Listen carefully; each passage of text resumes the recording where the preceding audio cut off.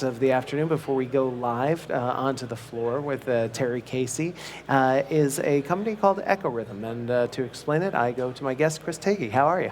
Very good. Good How to you have doing? you. Wonderful. Thanks for having me back. So tell me, you're welcome. Tell me a little bit, Chris, about, first let's give them an overview of Ecorithm in general. Sure. So we're an automated analytics company. We're primarily focused on building HVAC systems, the fault detection and diagnostics, and you probably heard that in a few of these interviews over the last couple of days.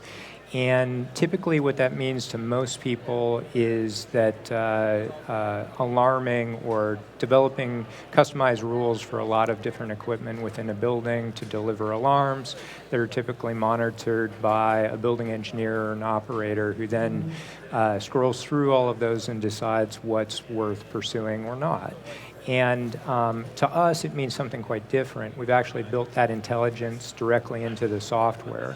And so what we're delivering is only the issues that are really persistent and important for the operator to investigate, and then actually delivering the root cause. So we're actually doing a lot of the thinking or our software is doing a lot of the thinking for the engineer, so they're able to act rather than investigate. So AI has been a big theme at this year, and it seems like you guys were a little bit ahead of the curve on that, actually developing a software that I'm sure the name Ecorithm has some real significance in that, it seems. Yeah. So it means a lot of different things, but yeah, we're very focused on the machine learning aspect. But what's very important to us is not just the machine learning, but it's actually physics-based, right? So we actually, every building is different, and so that creates a lot of complexity. And the way we went about this is that while every building is different in terms of configuration, it's composed of more or less the same types of equipment, right? And so an AHU is an AHU, a VAV is a VAV.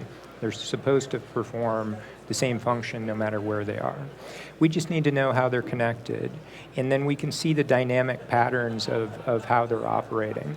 All of those things are connected together. We can see if that pattern is laboring, and we can trace it back to the root cause by looking at all of that. I see. That would be sort of a graphical representation of the rhythm of the building. Yeah, this is actually, this is multiple data streams for things that are connected together, and this is actually drilling down. So we allow the operator or the engineer to drill down behind the root cause, right?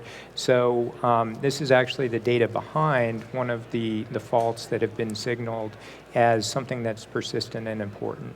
So we've already diagnosed it at this point. It's already got root cause that's in plain language, probably not as salty as a typical engineer, but it's plain language, it's easy to interpret, and then they can dive down deeper if they want to prove it to themselves as well. What kind of savings are people realizing by employing this sort of machine learning solution to the administration of their building processes? Sure. Yeah. So there's multiple, and this I think is one of the great things about how the conference has evolved.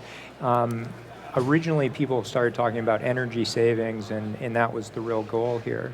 And that still is absolutely what is delivered by things, by what we do. But even beyond the energy savings, which are substantial and more than pay for the software, there's the savings in terms of maintenance, and then there's the value in terms of delivering comfort and actually understanding everything that's going on in the building at any given point in time. Yeah. And so, again, can you point to an example Sure. of what kind of benefit your clients are receiving? Yeah. So there's a great example from a case study we did with a real estate partnership, a building based in Detroit. And so I'll go to the maintenance side, which not a lot of people do. So they actually had a persistent heating problem in the building, brought in a consulting engineering group, paid them tens of thousands of dollars. Their conclusion was that it was a problem with the boiler and it needed to be replaced for $1 million or so. Okay. They didn't like that answer, so they hired another consulting engineering group who came in and said, looked at very similar data and came to the conclusion that it was actually a problem with the plumbing, The good news was it was only going to cost $600K, but still a very significant capital investment.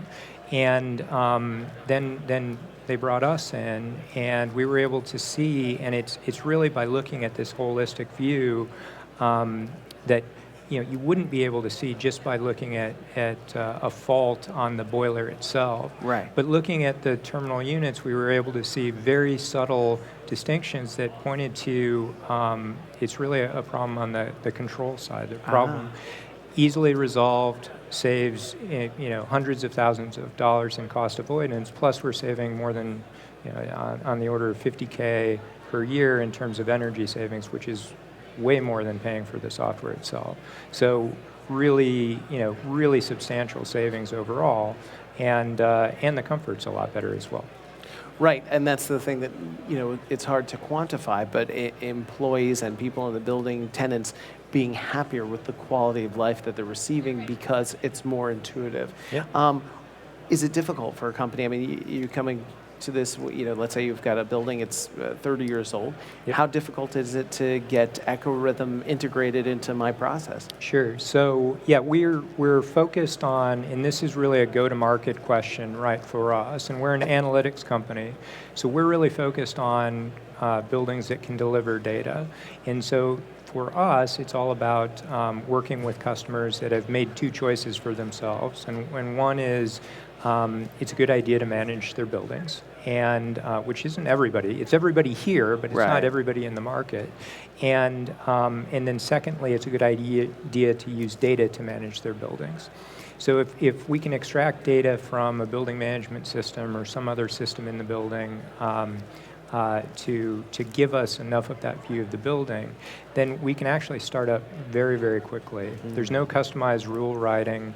It's a very modular system, so we actually have examples of delivering meaningful results in a day, right? So in a day? In a day, yeah. And so for a typical building that can deliver data to us, it's well under a week.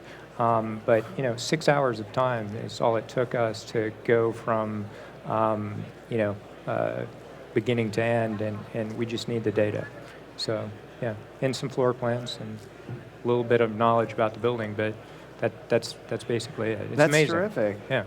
Specifically, what trends are you seeing in this year's show that really affect what you're doing? Yeah, so it was great to see a few different things, right? So, and this has evolved over the last several years, but I would say it's getting smarter about smart buildings, right? And Jerry Hamilton was here yesterday, from Stanford. and I loved his your interview with him, and he really talked about jumping in with both feet to, okay, we're going to get real-time analytics, and we're going to kill this thing, and it's going to be awesome. And it was absolutely overwhelming, right?